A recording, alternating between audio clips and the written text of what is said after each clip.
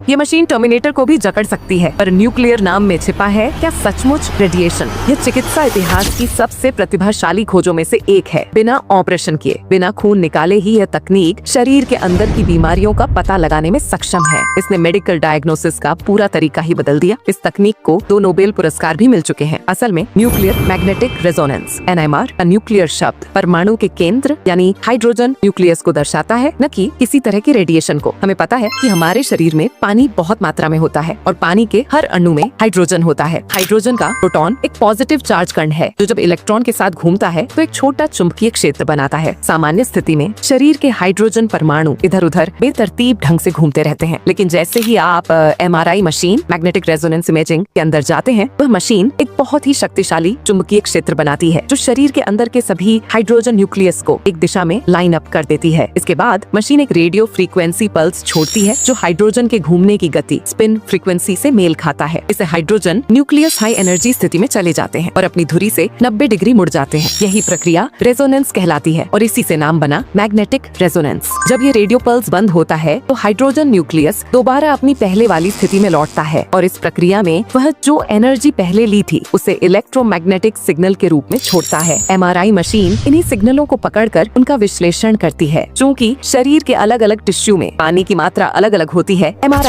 इन अंतर को पकड़कर बेहद साफ 3D इमेज बना लेता है। और क्योंकि बीमार टिश्यू जैसे ट्यूमर में हाइड्रोजन की मात्रा अक्सर ज्यादा होती है, उन्हें पहचानना और भी आसान हो जाता है। ध्यान देने वाली बात यह है कि MRI मशीन का चुंबकीय क्षेत्र 3 टेस्ला तक होता है, जो पृथ्वी के चुंबकीय क्षेत्र से 60,000 गुना ज्यादा है। इसीलिए MRI करते समय शरीर पर या जेब में कोई भी लौह चुंबकीय धातु नहीं होनी चाहिए, वरना भारी दुर्घटना हो सकती है। यहाँ तक कि अगर टर्मिनेटर T3000 भी इसमें आ जाए तो हिल भी नहीं पाएगा। एक MRI मशीन की कीमत कई करोड़ रुपए होती है और इसमें इस्तेमाल होने वाला सुपर कंडक्टिंग मैग्नेट और उसका कूलिंग सिस्टम लगातार चालू रखना पड़ता है, क्योंकि अगर एक बार बंद हो गया तो फिर से चालू करने में बहुत ज्यादा ऊर्जा और लागत लगती है। इसीलिए MRI मशीन को 24 घंटे ऑन रखा जाता है, जिससे इसका मेंटेनेंस खर्च भी बहुत ज्यादा होता है।